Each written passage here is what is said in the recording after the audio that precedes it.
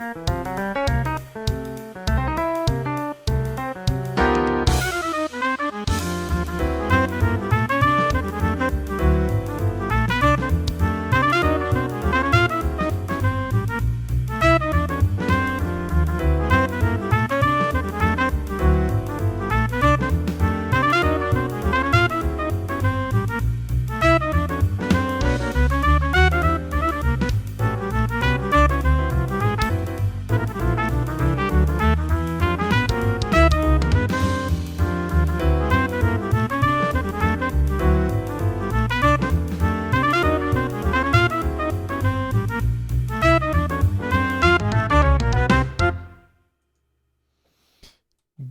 morning, good evening, and good afternoon, everybody. I hope everybody is doing well. Welcome to...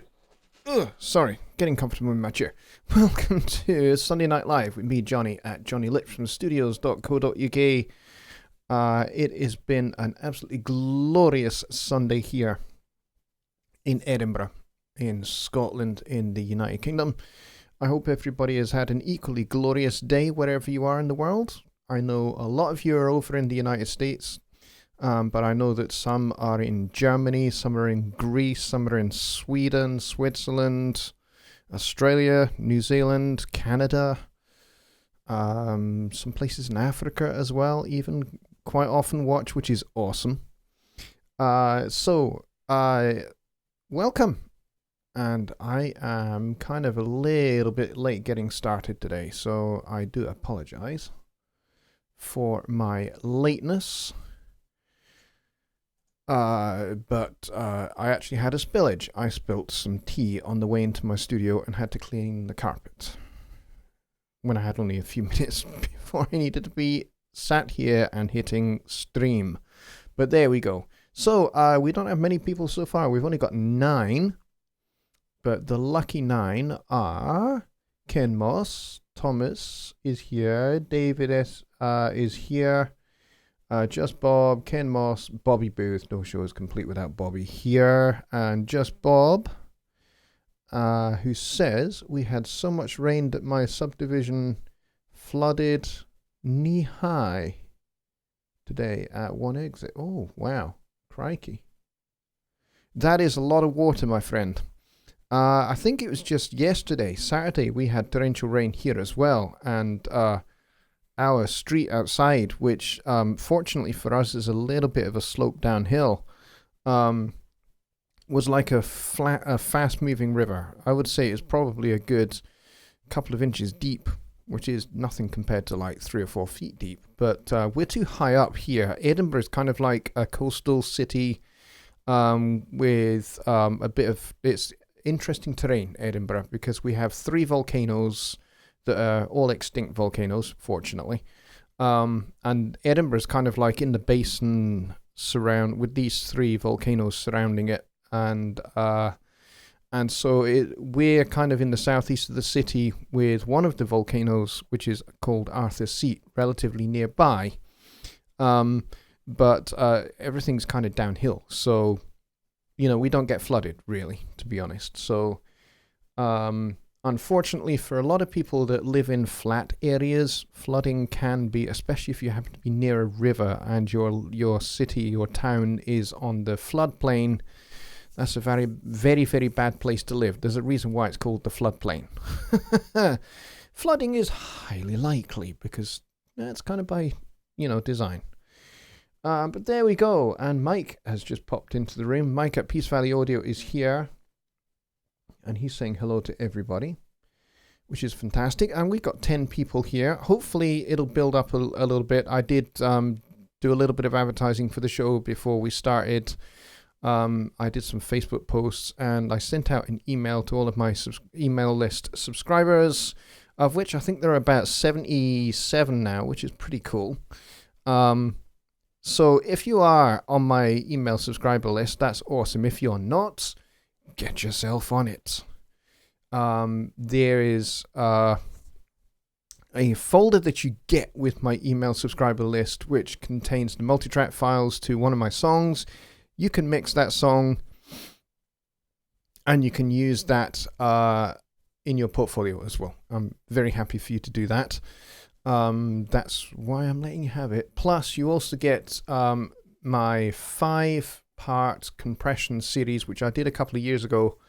You get that, but you get the raw video files, so no adverts. Yay to no ads. And you can just download that and you can have that on your computer forever. I do plan to do another compression series, kind of like to update it, because it's a little bit old, that series now. And some of the things that I taught in that series, I kind of don't really do so much anymore. Or I've kind of added and it augmented kind of how I do compression now. So I will update that compression series at some point. Have not decided when. And Mike says, I got all of those notifications. So you were inundated with notifications, my friend. I think that's because you are a member of just about every Presonus Facebook page that there is, which is fantastic. So there we go. So what are we going to talk about tonight? We are going to talk about protecting your ears. Ow, I just smacked my hand into the microphone. So yeah, we're going to be talking about protecting and looking after our ears. And I'm going to recommend to you an option. It's a little bit expensive. And some of you, it may be completely too much and too expensive, in which case you will have to do a little bit of research and find some cheaper alternatives. But the thing with the particular solution that I'm going to recommend is that they are tailored to your ears. They're molded earplugs. But the great thing is that although they reduce the volume going into your ears, they don't adjust the frequency response, which is ideal if you're an audio engineer or you're a musician or you're both. We need to look after our ears. I was talking to a few people about this week, and some folks were saying that, hey, I just can't hear anything above 12K. My 12 to 20K has gone totally. And he was a little bit shocked. He ran a tone generator at 12K, and she's like, no, I can't hear that. And it's just, now, obviously, as we get older, the upper range, those high frequencies are the first frequencies that actually do go because of age. And some of the low frequencies tend to go as well. So maybe you might not be able to hear anything below 50 cycles. And you may start to lose anything above 16. And certainly when you get to, maybe your 60s or 70s years old, generally, most people start to lose that upper range from 12K and above. Can go around about that age. But because we're musicians and we expose our ears to lots of loud sound, particularly things like snare drums, guitars, those kind of things can really do a lot of damage to our ears. And as a result, we find that a lot of people can have tinnitus that is permanent and doesn't go away. I'm one of those. I have tinnitus. And most of the time I can just tune it out and it's just totally in the background. And I have learned to tune it out and ignore it. But on some days it's there and it's annoying. And so how does that affect me as a mix engineer? Because obviously I'm going to have certain frequencies that are going to be louder than others because of my tinnitus. So that's where I kind of have to use not just my ears, but my eyes as well. And I have to learn what the frequency of my particular tinnitus is. And once I know what that frequency is, then I know that my ears are not necessarily going to be telling me the truth at that particular point in the frequency spectrum. And therefore, I'm going to have to use something else to guide me. So that might well be some kind of frequency spectrum or something like that. And of course, there are a plethora of plugins that will show you that. And that helps me make sure that I balance the top end in particular, because my particular tinnitus is Around about 16,500 cycles. So it's quite high, but it's also reasonably loud as well. Like I say, on a good day, I can just totally ignore it, and it's just in the background. It's just not there. I just tune it out because I know that frequency. It's, something I can easily tune out. So when I'm mixing, I have to be aware of that, and to be making sure that I'm not tuning out what's coming from my speakers at that frequency level, but I'm tuning out the particular tinnitus that I have. So tinnitus, big issue. And the best way to avoid it is to protect your ears. Now, for some of us, it's kind of a little bit going to be, I'm talking about something that's going to be a little bit too little too late. And that being the case, the best thing that you can do is actually just start to protect your ears. Even if you already have started to experience tinnitus and some other hearing loss, you might well think, what's the point, that part of my hearing spectrum is gone already. What's the point? Well, here's the point. If you don't start protecting your hearing, you will start to lose more. And it may well be that you start to lose some bass response as well as some upper frequencies. Or you may actually find that you lose some mid-range, and, then things can become very challenging for you if you're going to continue to be an audio engineer. So you have to bear those kind of things in mind. Mike is talking about fire alarms. Yep. Fire alarms have to be loud for a reason. Yes, you're quite right. They do. Because they need to be able to wake you up at night in particular and get you moving out of the house. So I'm going to recommend a solution to you. So I'm going to go and get my screen up for you guys to see. And I've just clicked entirely the wrong button. Sorry about that. I meant to do that one. There we go. Sorry about that. So this is a company called Phonics. I believe they are I said that with a South African accent then. Sorry about that. They are a US-based company. I can get these in the United Kingdom as well. And they were recommended to me by another audio engineer he actually got his shipped out from America. But you now can actually get Phonics products in the UK. So I'm told. And these are really, really good. And they are custom plugs for your ears.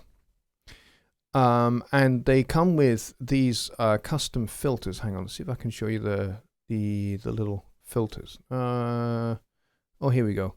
These little things here. These are your filters that go over these capsules here, and you can choose the filter strength. So it could be minus 9 dB, minus 15, or minus 25. So however much you want to reduce the volume by, those are your three options. So 9 dB, 15, or 25. And these are fantastic. I mean, they're designed as in-ear monitors, but they look good, and they do a great job without affecting the frequency response. They're especially designed for musicians, or for concert goers, or for audio production engineers. It says here, unlike the muffled sound quality produced by over-the-counter plugs, the ER series is specifically designed with music in mind, making them perfect for concert goers as well.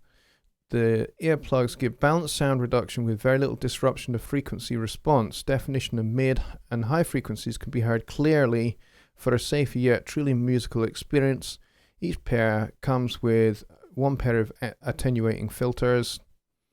Additional filters can be purchased. So, like, if 25 dB is not going to be enough, of a noise of a reduction, then you could probably get some that go much lower than that, 35 or 40 dB or something like that.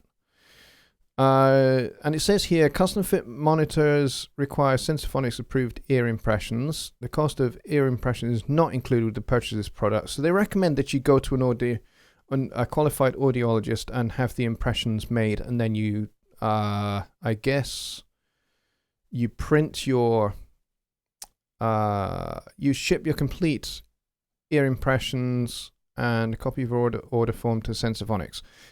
So basically you ship the ear impressions that you had done with your audiologist, and then they make these guys bespoke, specifically designed for your ears. And it looks like these guys are, I think they're $100 by the look of it. There's some sleep ones, these Music Pro ones. This is another one that I recommend. These are $300, but these ones here, these ER series musician ear plugins, these ones, earplugs, are $175. And you don't have to have the connecting cord and all of that business. You can just have the earplugs, and they come in a whole bunch of colors. Some you have to add. Some of them are paid. You have to add, like Crystal Blue is an extra $50. But you've got these ones here as well. But as I say, these were recommended to me. So, and the person that I spoke to is a Grammy Award-winning mix engineer, and he swears by these. So that's why I'm recommending them to you, because I trust his judgment. So I hope that helps, and we'll go back to hello over here. We'll go back to that screen now. So I hope that helps you guys. And I'm gonna go and take a look at what you guys are chatting about.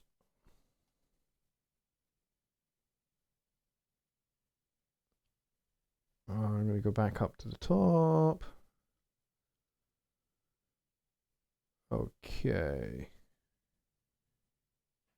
Just Bob says that he uses eargasm earplugs when I go to concerts. Yeah, I've heard a lot about those as well. There's another good brand. Mike says his has been gone for a while now. I keep volume low. But my dad suffers from hearing loss, so I'm screwed. Not necessarily. I mean, it depends. It could be that there's congenital hearing loss in your family. There isn't in my case, but I have been losing some of my hearing for a good few years now.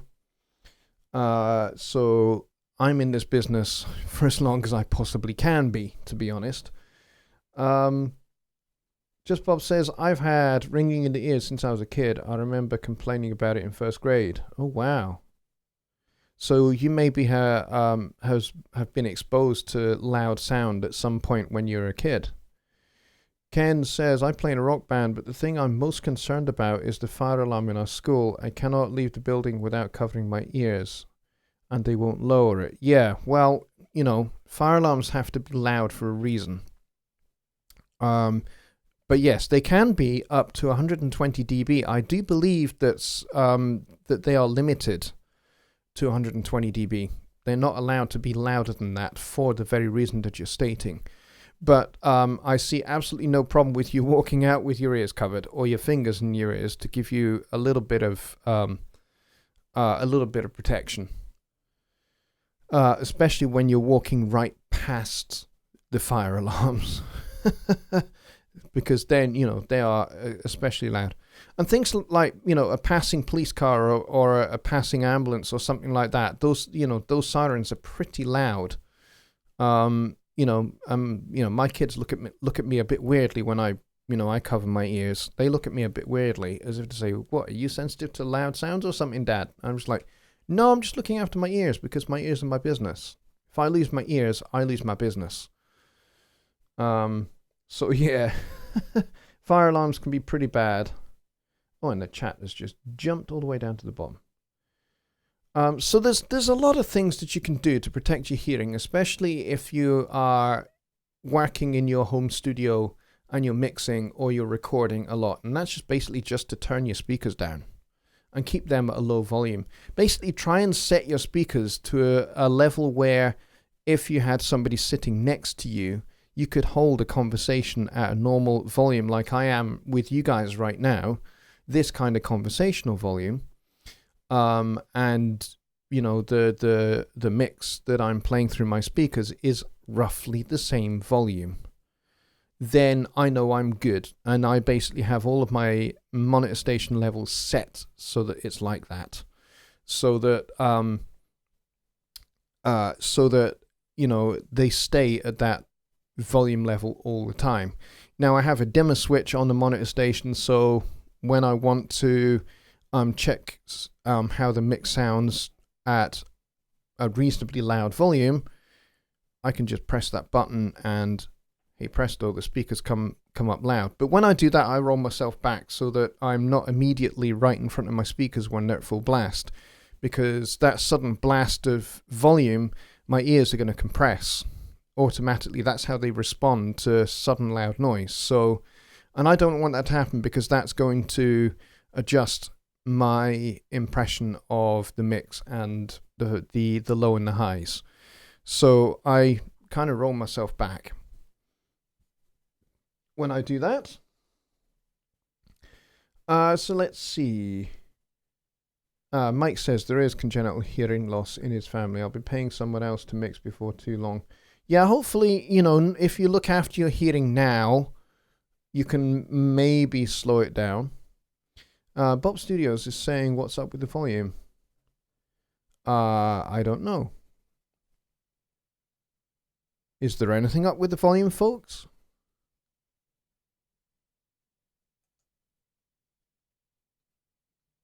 Let's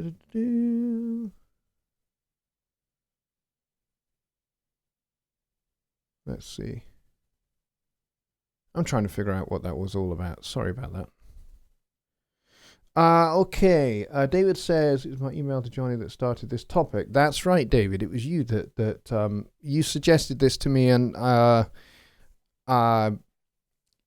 think I've had maybe 4 or 5 responses. In my email, at the bottom end of the email, I say, I've said in the email there that if you would like a particular subject featured, or a particular issue that you are having in Studio One featured, or a particular thing that you want to learn, a particular mixing tip that you want to learn, that you would like featured in a Sunday Night Live show, then send me an email. Email me. If you're on the email list, email me. If you're not on the email list, email me at johnny@johnnylipshamstudios.co.uk. And just put the subject Sunday Night Live talking point, and I'll add your talking point to the list, and that way my shows can be focused around the things that you guys are interested in, things that you want to learn about, things that you would like to discuss, or you would like my point of view or my view upon. We can certainly do that.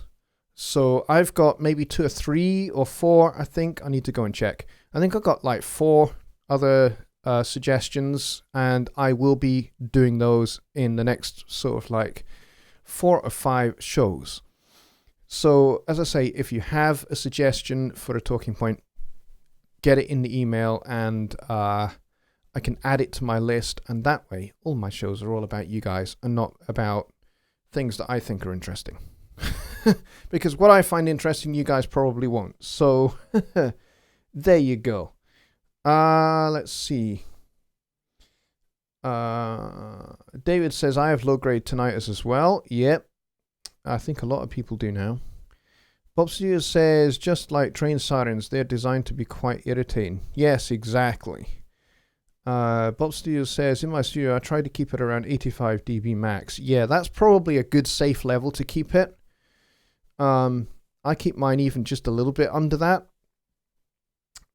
David says, I added the tone boosters was that Morphit headphone plug-in to my setup, and I have both AKG and Sennheiser headphones for mixing, Sony's for tracking. Cool. Those Sennheiser 650s are really, really good.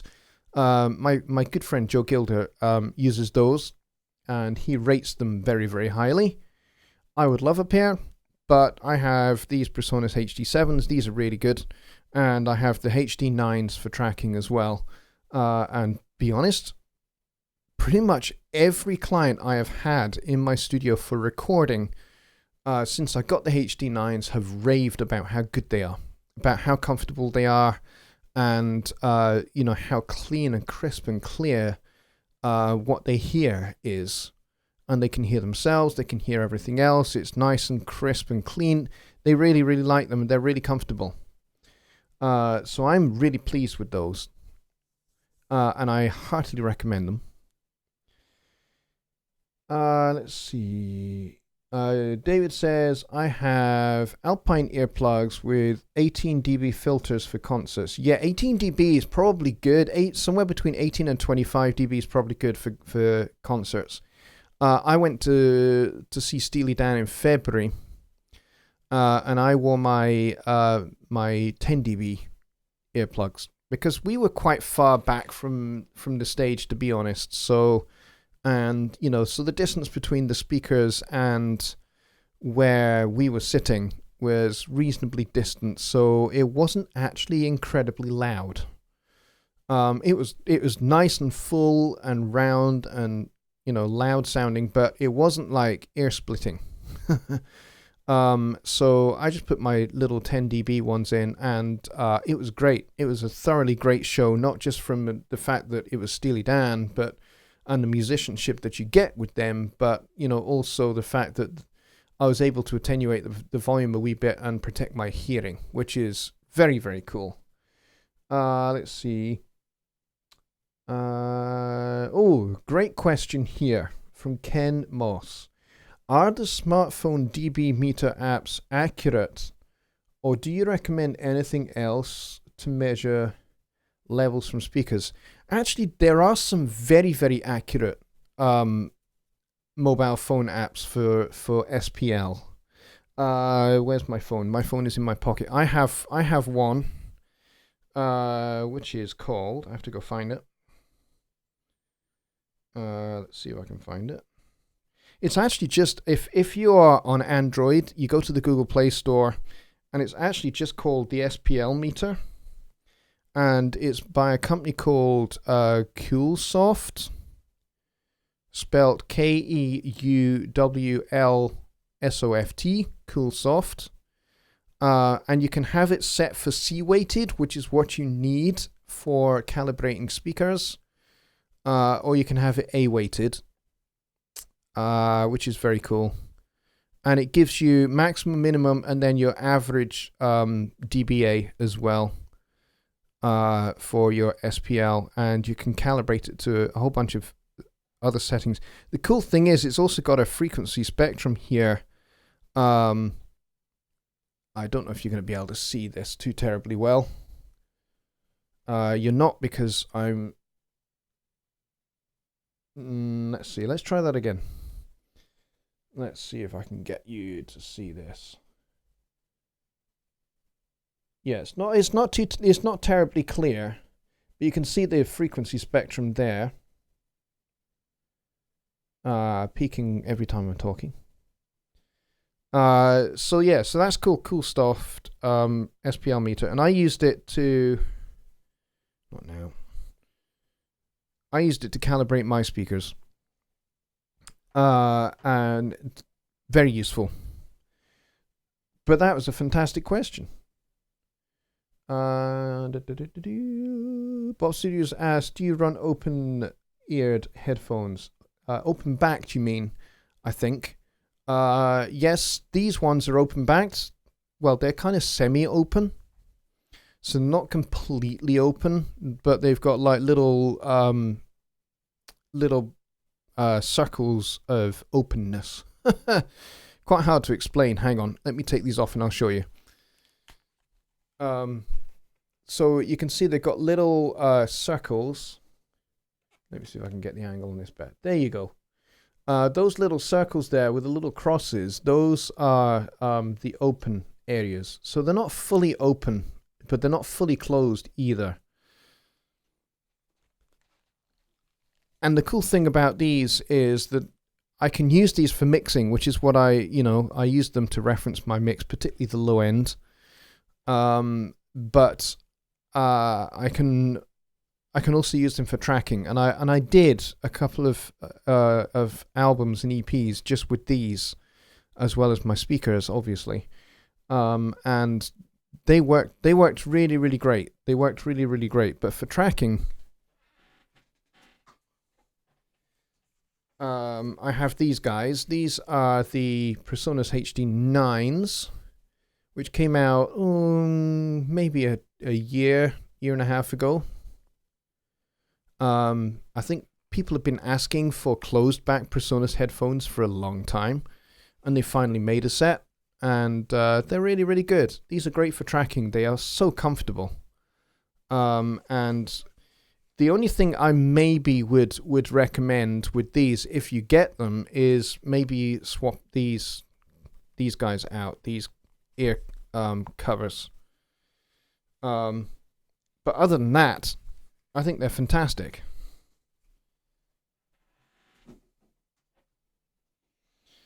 So there we go, folks.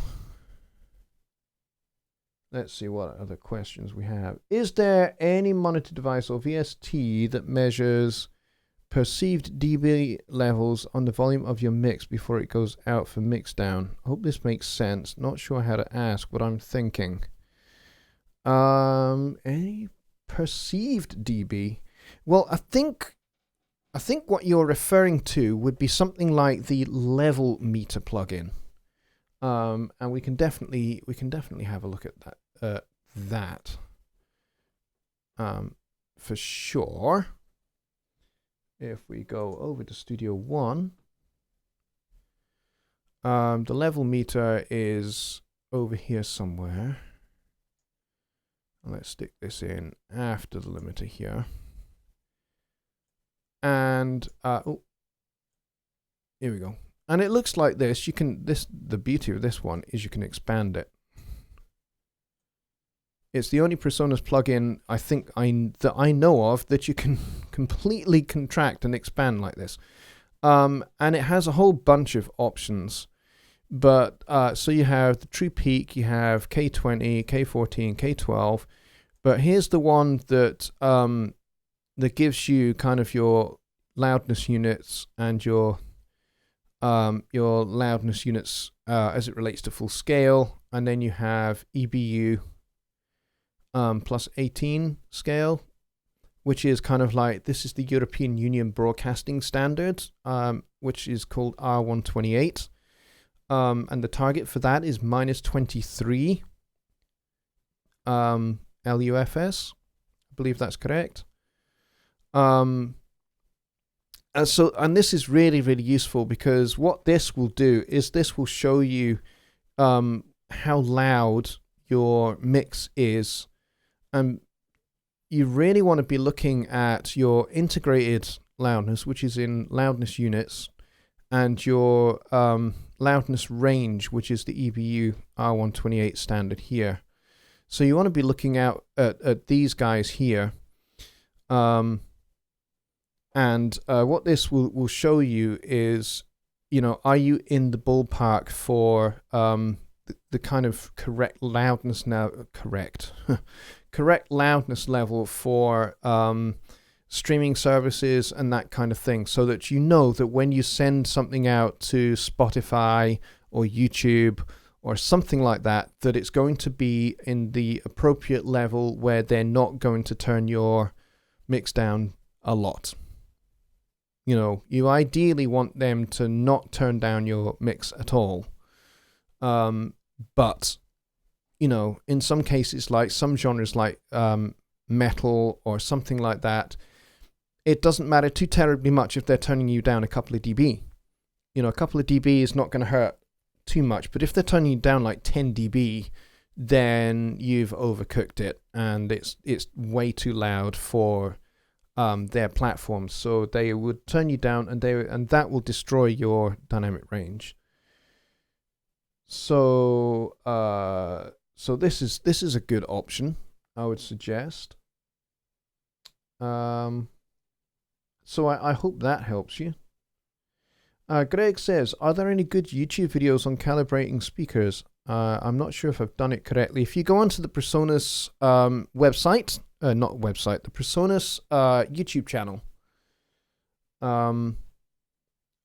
Rick Nakvi did a video that I used for calibrating my new speakers. When I got the Presonus RSE5s, which were a fantastic birthday present about 2 or 3 years ago from my good friend Doug Lyon. So I went and I watched this video. Rick did it maybe 6 or 7 years ago. And he recommended just getting an SPL meter from the App Store. And he goes through all the things you need to do with pink noise, I think it is. I can't really remember. I did it, as I say, about 3 years ago. Can't quite remember exactly now. But yeah, if you go and watch that video, follow the step-by-step instructions that he gives there, and you'll be set up, and you'll have your speakers perfect. And Mike has just messaged me to say he's posted a link to Rick's video. Good man. Thank you very much. See, that is a good moderator. That is good moderation. Thank you, because I can't do that and kind of run the show at the same time. So appreciate that. Let's see. Just Bob says, that works. Didn't know how to use that plugin. Always glided past it. Yeah.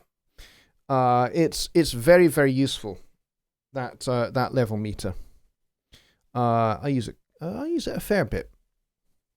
Mostly because I want to make sure that my level going into the project page is correct, so that I've got good headroom for mastering. Let's see what we got. What else do we have here in the chat? I think I've got down to the bottom, haven't I? Yes, I have. Awesome. Just Bob says, no problem. Wanted to make sure how clear my question was. Yeah, I got that. I think DB monitor app on your phone is a good idea. Yeah, something like that SPL thing that I was showing you just a few minutes ago. You can use that to see kind of like what your mix is coming out at dBA or C-weighted. You can check all of those out. Okay, we have 20 minutes left before the end of the show. And I've got to the end of the chat, guys. So it would be cool if we could have some more questions. And we've got 16 people in here tonight. We peaked at 19. So we're a little bit down on numbers this week, which is a bit of a shame. Because we have been peaking up around about 24, 25. So we're a little bit low on numbers this week. Bit of a shame, but there it is. So that is the level meter, which is very, very cool.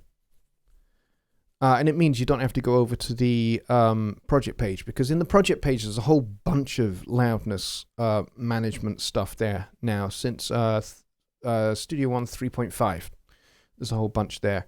And if you're not sure how any of that works, I've got videos on that from my 3.5 series, which doesn't actually need updating because they've not really touched the project page much since then. I am hoping that next versions they will tend to the garden that is the project page again. That'd be very cool. Let's see. Oh, just Bob started posting something and then retracted it. Yes, I'm aware that Dave Ignore is doing his final episode of the Def Leppard mixing series that he's been doing. It's such a cool thing to hear Def Leppard. I've not heard Def Leppard since the 80s, man.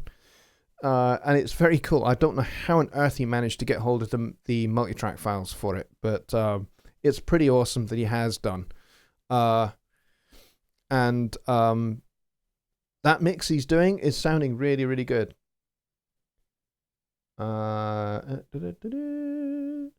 Thank you, Mike, answering that question. On Google Play, look up CoolSoft Spl Meter app. This is the app that I showed in this video.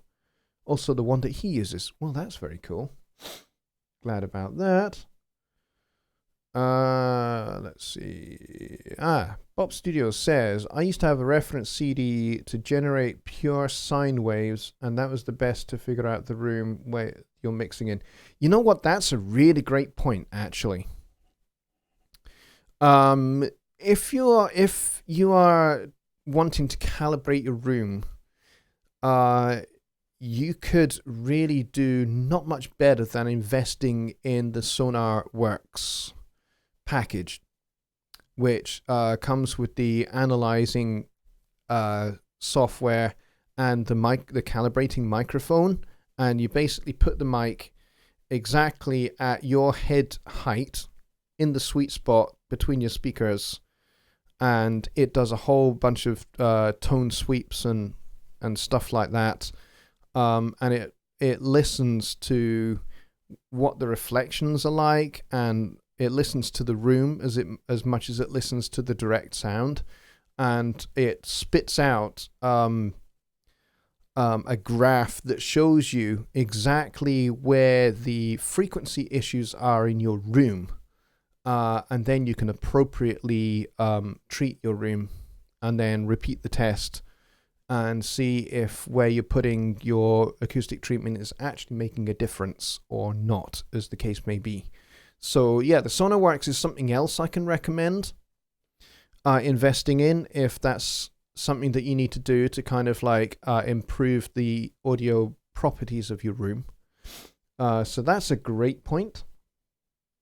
Andrew Farmer is here, and he says, do you know why Waves plugins take so long to load in Studio One? At least it does on my machine. I'm not actually having any trouble with Waves. It could well be that you need to update your Waves Central. If you're on Waves 9, you might have a problem with some of those plugins. Or if you've got a combination of Waves 9 and Waves 10 plugins, there might be some kind of conflict there. And I would recommend updating Waves Central to Waves 10. That's what I did. Now, I know that there was an issue between Waves Central 10 and Studio One a few versions back, but I know that the guys in Hamburg fixed that. I'm trying to think when it was they fixed it. It would be, when would it be? 4.0.1, I think it was, that they fixed that. So it's like one of the first maintenance updates after version 4.0. I'm pretty sure that's when they fixed that, because I've not had any issues with Waves since that point. So it could well be that you need to do that. That would be something I would check out. Just Bob says, JG, Jonny Guy, did a demo on Studio to Mono. Can you automate a track from mono to stereo in slow swell to stereo? I think that would create great ambience. You can automate the panning. I'm not sure that you can do a slow switch from mono to stereo. On your entire mix, I don't think you can necessarily do that. But what you can do is you can automate your panning. I guess what you could do, let me get rid of the level meter. Now, I've not really got hardly any panning on this particular thing that's in Studio One at the moment. But what you can do is you can set up a whole bunch of automations on your panning here. And basically automate them so they all they start mono and then they slowly over a period of time slowly open up into stereo, or you could do the same. You could do it with a reverb, maybe. Maybe have a reverb channel set up that gives you or a delay or something like that just gives you a lot of space, a lot of ambience, and then just turn it right down. So, have this like all the way down here. Hang on a minute. And then, just kind of automate it gradually getting turned up so that the ambience is not there when it's down. And then you could gradually just automate this guy up until it's at full. And then you're good. So you could try doing that with a reverb, or maybe a mid-side plugin might do it. Or let me think of another way. Or maybe the binaural pan. You could maybe automate the binaural pan, because I've got that over here on the mix bus. Let's go. Let's take a look at this. So I've got this set to 150 at the moment, but you could set this up for automation. You could just right click it, and you could connect width to a macro control knob if you want to, or you could just click automation, edit automation width, and so you could use this guy here when you do that to automate going from mono to full stereo, or wider than that if you want to. So I would say try one of those options out. Either try doing it from reverb or try using the binaural pan. That might work. So, just kind of like turn it right down and then automate it up to wherever you want it to be. Where did I have this set? 150? There we go.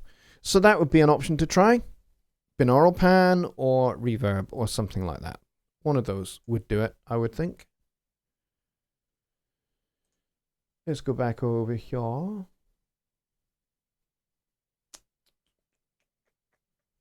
Let's see.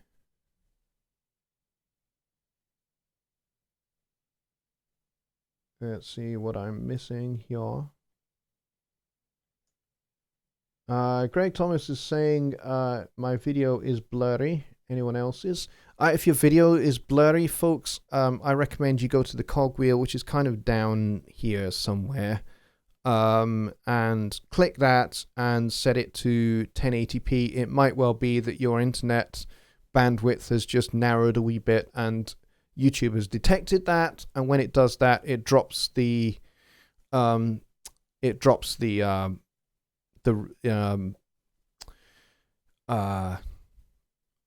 the mind has gone blank. It drops the quality of the video, usually down to about 480. So just go and bump that back up to 1080, or you might need to just refresh the stream. One or the other would do it. David says that his video is clear at 1080. That's cool. All right, so we have 10 minutes left, folks. And we've had a quiet little show to ourselves here. 16 people in the room just now. And only 7 likes. 7 likes out of 16. Good grief. I don't normally complain about such things. But if you have found any of what we're talking about here tonight useful, so protecting your ears and some of these answers to these questions as well, then certainly do hit the like button. Helps me out quite a bit. It helps this video get just like it just helps increase my visibility on YouTube. And that's Bob Studios with $20 donation. Thank you, my friend. I very much appreciate that. Thank you. That's very cool. That's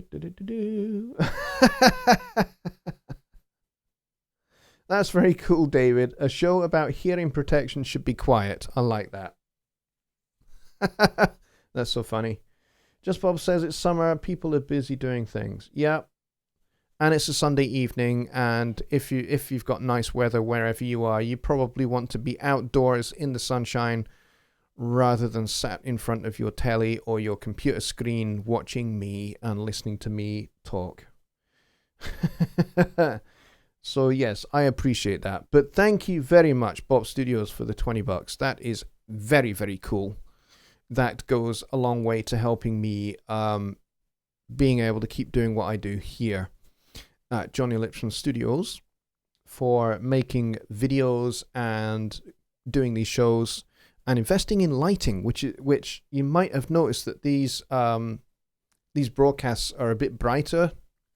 Well, that's because I invested in some more lighting. I realized watching back on some of my older shows that certainly on this side, there was a bit of a shadow over here. So I thought, I probably need some lights, some more lights. I've got two already. There's kind of one over here and then there's one over here. But what I've done now is I put another one up over here that's just kind of shining over in this general direction. It's actually not pointing entirely straight. There we go. So I've got 3 lights now, and I think that's made a difference.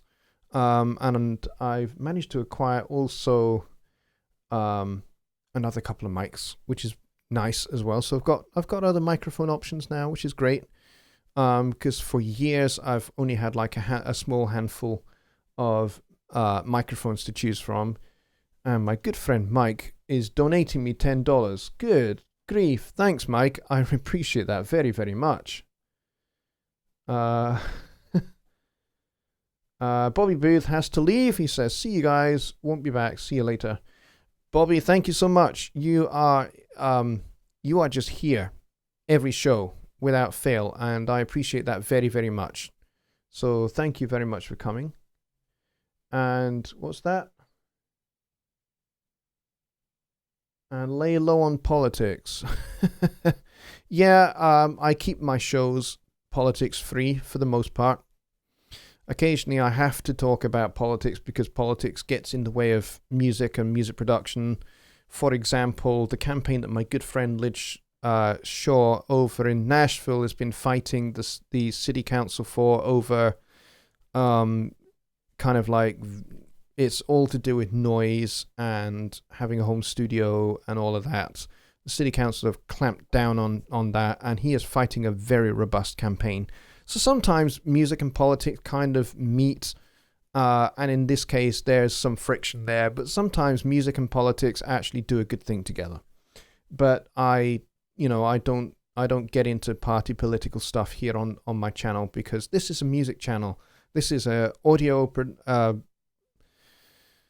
music production, composing, songwriting, arranging, mixing, mastering channel. This is what my channel is about. It's not about party politics. If I was going to start spouting party politics, I would create another channel just for that, but I'm not going to do that. David with the $10 donation as well, and he says, "Thanks for doing this show, Jonny. It helped focus me a little bit on being proactive instead of just freaking out." Well, Dave, I appreciate that very much. Thank you. Thank you for the $10 and for your kind words there. I hope that this show has helped you, and I hope that it's helped a lot of other people as well. But yeah, as I say, if you want a particular topic or a particular subject or a particular issue featured in a show, email me with this, and if you put the subject as Sunday Night Live Talking Point, then I will add it to my list. I would love to have a very, very long list of your subjects, your issues, things that you want me to demonstrate, things that you want to learn. That way, these shows can be more about you guys and what you want to see, rather than me coming up with stuff that I think is cool, but you guys may not be happy about or interested in. So really, that's what I want to make my show about. I want to make my show entirely about you and about your stuff and about the things that you guys want to learn. All right, so do that, and these shows will be even better than they are already. Ken Moss with another $10 donation, 1 cent shy of. I appreciate that very much, Ken. And I appreciate your support. You and I have talked offline as well, which has been very, very cool. So I appreciate that very, very much. Thank you so much, everybody, for all of your support. And thank you everybody for being here tonight, because I know some of you are on Dave's show as well. Some of you really, really smart people have both shows open at the same time. I know that you're doing that because I do that as well. Greg Thomas says, cheers for another great show, Jonny. Thank you so much, Greg. I appreciate that. Mike says, thank God my neighbors don't complain. I'd be out of business. You know what? I completely agree with that. I have been so blessed because everywhere I have lived in the last 30 years or so has had, well, the last 40 years, they've had to put up with me practicing. I've been practicing a musical instrument for 41 years, every single day. And, you know, I've lived in a lot of places.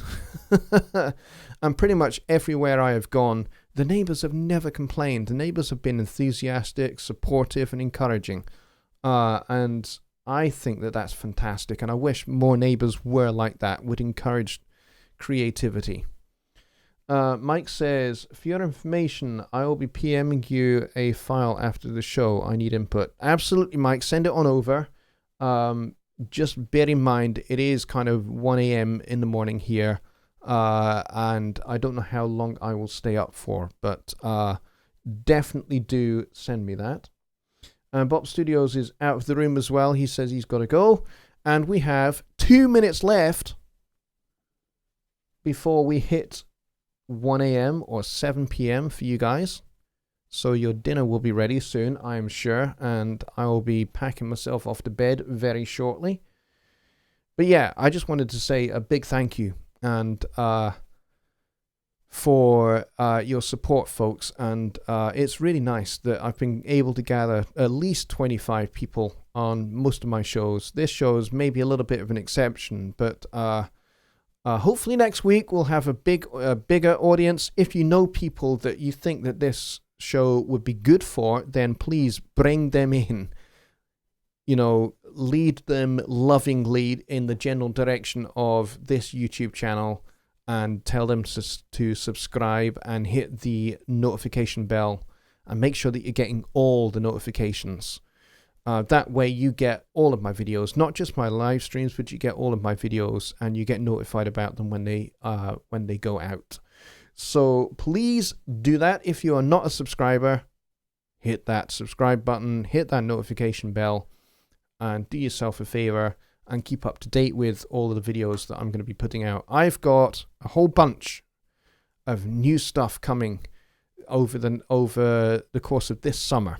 So please stay tuned to my channel because there's going to be a lot of new content coming up here that I've been working on, and some new products that you're going to see as well, which I can't really talk about at the moment. But rest assured, you guys will be the first to know about them when they come out.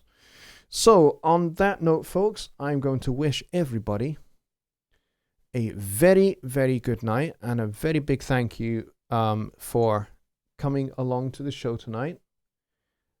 And I'll see you next time. Good night.